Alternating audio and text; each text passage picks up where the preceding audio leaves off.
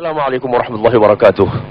Pemirsa dimanapun Anda berada, kembali kita membicarakan soal penyimpangan seksual.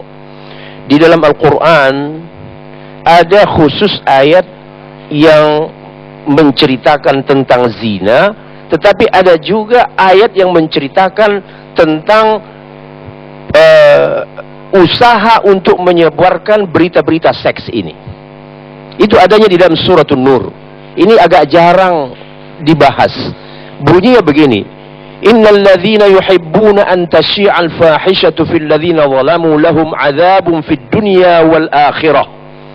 Lahum 'adzabun alimun fid dunya wal akhirah wallahu ya'lamu wa antum la ta'lamun. Ini boleh dicek di dalam surah An-Nur ayat 19. Artinya, sesungguhnya orang-orang yang menginginkan agar fahisyah, agar perbuatan keji itu tersebar di tengah orang-orang beriman. Nah, di sini maksudnya apa, Pak? Segala pihak yang terkait dengan penyebaran pornografi, porno aksi, itu akan mendapat ancaman lahum azabun alim. Mereka akan mendapatkan azab yang sangat pedih di dunia dan akhirat. Jadi kalau kita lihat sekarang ini, banyak sekali pihak yang terkait. Di antaranya dan mungkin paling utamanya itu adalah media. Betul tidak? Media ini sangat berperan menciptakan perbuatan fahisyah itu. Karena melalui tontonan, melalui tayangan, kemudian apa yang dilihat, ya, disaksikan, film, sinetron, melalui internet, Facebook, Twitter, dan berbagai macam bentuk website-website yang sekarang ini di kita sangat murah harganya. Barangkali gorengan lebih mahal dari harga internet. Betul enggak? Nah, itu apabila itu ada di tangan anak yang belum bisa membedakan antara baik dan buruk, di tengah lingkungan yang agamanya jauh, pendidikan akhlaknya jauh, maka ini dengan mudah bagi mereka terjangkiti. Berapa banyak orang jatuh di dalam zina gara-gara Facebook? Tidak bisa dihitung. Gara-gara chatting, berapa banyak orang yang jatuh di dalam perbuatan zina. Maka ini semuanya sangat terkait dengan ayat Allah tadi. Mereka-mereka itu, ya, artinya provider dan industri-industri telekomunikasi ini nanti ini akan bertanggung jawab di hadapan Allah untuk mereka azab yang pedih di dunia dan di akhirat. Nah, oleh karenanya kita sebagai orang tua harus betul-betul mengawasi perilaku anak kita dan apa yang ada di tangan anak kita. Memang ibu bapak barangkali mengatakan, bagaimana kita mengawasi? Ada di dalam dompetnya, ada di dalam kantongnya, kan begitu ya? Nah, inilah namanya sudah musibah. Artinya kita sudah tidak bisa lagi mengawal putra putri kita, karena mereka sudah bebas. Harga HP juga sudah mudah, melalui HP bisa diakses apa saja yang pornografi. Kemudian tontonan mereka di rumah melalui tayangan televisi, makin malam makin seronok, betul tidak? Sinetron-sinetron yang tidak mendidik, ya, film-film itu kan intinya hanya dua, ya, kebebasan seks atau kekerasan. Hanya itu inti film itu saja isinya, yang dua itu saja, seksual kemudian kekerasan. Lalu inilah yang ditonton oleh semua usia, orang tua, remaja, anak-anak yang baru lahir pun barangkali dibawa di depan televisi nonton. Sehingga mungkin nanti dia besar, dia hafal itu isi cerita film itu, karena dari kecil, dari bayi dia dibawa oleh ibunya, diomong oleh ibunya di depan televisi. Nah, ini semuanya harus kita lakukan, apa namanya ibu, evaluasi di dalam hidup ini.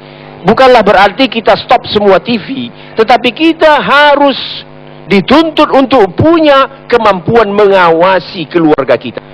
Begitu juga kemampuan untuk memilah mana yang pantas ditonton, mana yang tidak ditonton. Kan sekarang ada remote. Begitu melihat yang nggak senonoh, ganti saja. Walaupun dia bilang Anda jangan kemana-mana dulu, nggak mau saya harus pindah dari kamu. Ya. Kalau kita melihat ada sesuatu tontonan yang tidak pantas untuk dilihat, bagaimana antara ayah, mantunya, anak perempuannya menonton tayangan atau film sinetron yang berbau seksual? Kira-kira menurut akhlak kita, itu wajar tidak itu? Anak gadis dia di sebelah dia, yang ditayangkan orang ciuman, orang berpelukan, di sebelah dia anak gadisnya. Innalillahi wa inna ilaihi raji'un. Jadi ini semuanya masuk di dalam ayat yang tadi, innal ladzina yuhibbuna an tasyi'al fahishatu fil ladzina zalamu lahum adzabun alimun fid dunya wal akhirah. Ya, kita khawatir nanti banyak pengisi neraka itu orang-orang media. Ya. Iya.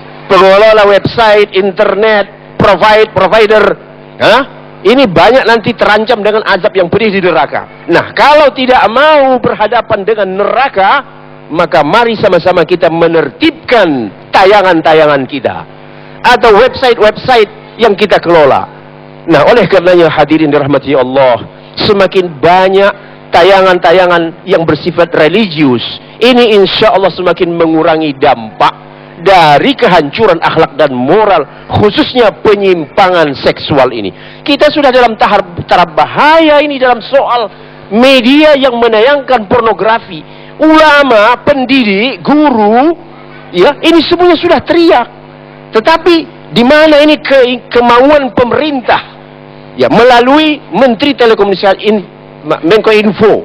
Ini harus dituntut ketegasannya.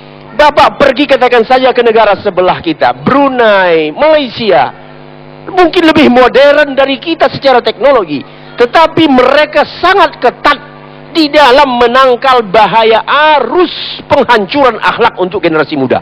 Kita yang kondisi kita terpuruk seperti ini, sok modern pula lagi. Mudah-mudahan ini semuanya tidak akan berlanjut sampai lama.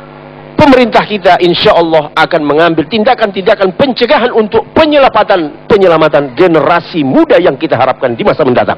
Amin ya rabbal alamin. Terima kasih Kiai, luar biasa sekali. Pada intinya beliau menekankan bahwa dalam hidup ini kita harus ada pengawal. Nah, disinilah kita selalu menyalahkan orang lain. Kita menyalahkan teknologi, tapi kita jarang menyalahkan bagaimana cara kita mendidik anak-anak kita. Pada segmentasi selanjutnya, nanti kita akan simak wawancara dengan Ibu Nda Eli Risman. Beliau adalah psikolog dari Universitas Indonesia. Kita akan berbincang tentang peran internet dalam pornografi dan tips keluarga dalam mencegah anak dari pornografi dan porno aksi. Tentunya selepas pesan-pesan yang berikut ini. ولا تقربوا الزنا إنه كان فاحشة وساء سبيلا